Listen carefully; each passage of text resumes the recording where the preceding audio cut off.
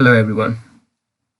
So you have your video removed from YouTube and you have community guideline strike from the YouTube. Don't worry.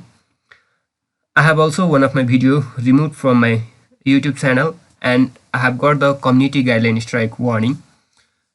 And here in my case it says that it violates the harmful and dangerous policy of YouTube. But I don't think if it violates any policy. And you also think that your video doesn't violate any YouTube policy or YouTube community guideline, then you can also appeal for the removal or appeal to get your video back live on YouTube. So I'm gonna apply or submit an appeal.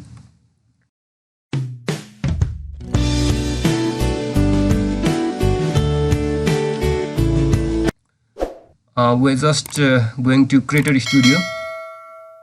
Here you can see that active community guideline strikes, and here it is showing that there is a warning because it's the first time I'm getting any community guideline strike, and here my video has been removed.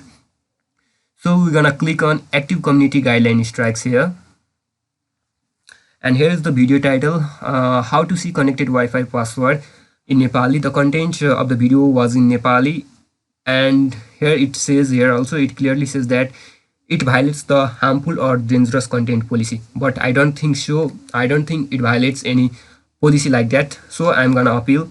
Just click on appeal,